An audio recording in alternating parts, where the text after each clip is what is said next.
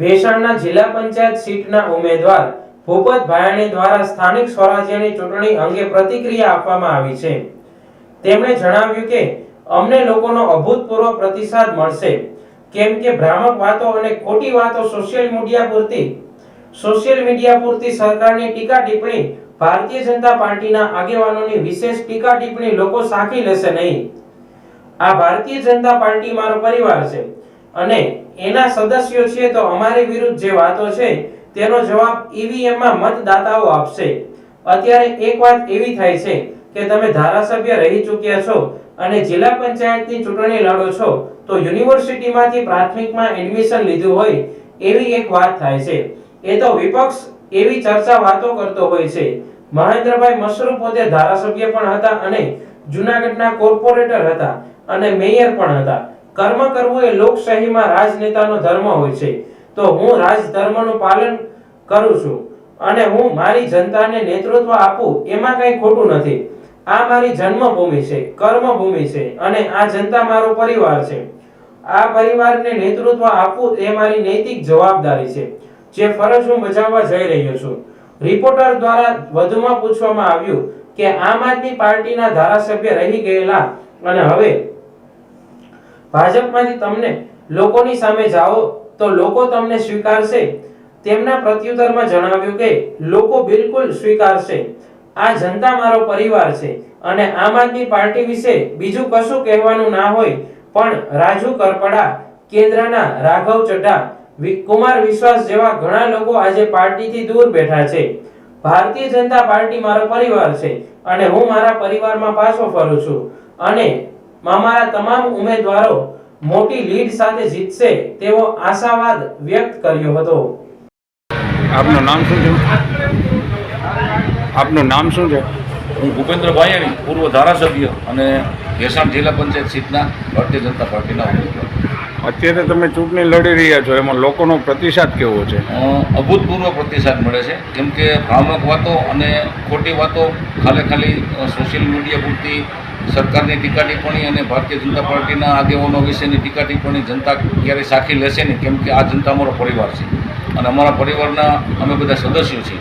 તો અમારી વિરુદ્ધની જે રોકવાની જે વાતો છે એનો જવાબ ઈવીએમમાં લોકો મતદાતાઓ આપવાના છે। અત્યારે એક વાત એવી પણ આવે છે કે તમે ધારાસભ્ય રહી ગયા છો અને જિલ્લા પંચાયતની ચૂંટણી લડો છો, તો યુનિવર્સિટીમાંથી પ્રાથમિકમાં એડમિશન લીધું એવી પણ એક વાત થાય છે। એ તો વિપક્ષ એવી ચર્ચા વાતો કરતો હોય છે।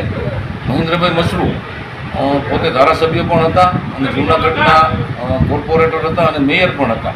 તો કર્મ કરવું એ લોકશાહીમાં રાજનેતાનો એક ધર્મ હોય છે, રાજધર્મનું પાલન હોય છે।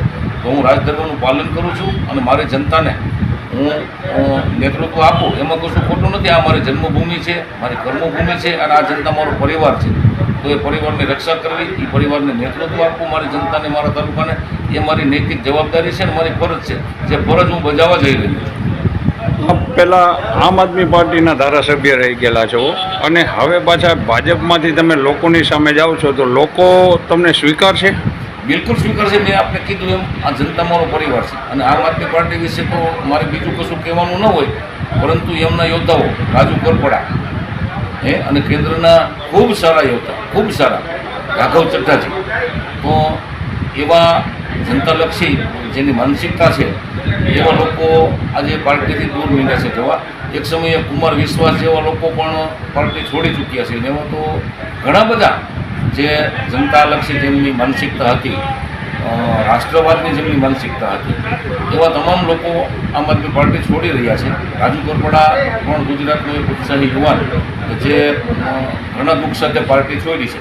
તો મેં પણ પાર્ટી છોડીને હું તો મારા સ્વગૃહે પરત ફેરું છું। ભારતીય જનતા પાર્ટી મારો પરિવાર છે અને એ પરિવારમાં જ હું જન્મેલો છું, તો હું મારા સ્વગૃહે પરત ફેરું છું। તો એવું કશું છે નહીં અને ત્યાર પછી તો જનતા આ 3-4 વર્ષથી હું જનતાની વચ્ચે જ રહ્યો છું અને ખૂબ જ વિકાસના કામોમાં પણ સહયોગ આપ્યો છે, સામાજિક કાર્યોમાં સહયોગ આપ્યો છે અને જનતાને નાના મોટા કોઈ પણ કામકાજ હોય તો અડધી રાઈને જનતાના કામો કરેલા છે। તો મારી જનતાને એવું કશું છે નહીં। અત્યારે હવે તાલુકા પંચાયત ને જિલ્લા પંચાયતની સીટો છે જે સ્થાનિક સ્વરાજ્યની, એ ભાજપની બોડી આવશે, એમાં તમે શું કહો છો? જિલ્લા પંચાયતની અમારી ચૂડા અને ભેસાણ બંને સીટો ભારતીય જનતા પાર્ટી ખૂબ જ મોટા માર્જિનથી જીતવા જઈ રહી છે અને તાલુકા પંચાયતની અમારી જે 16 સીટ છે એ 16 સીટમાં અમે સારા ઉમેદવારો જનતાને આપ્યા છે પાર્ટીએ. તો અમારા તમામ ઉમેદવારો ખૂબ જ મોટી લીડ સાથે ચૂંટણી જીતવા જઈ રહ્યા છે.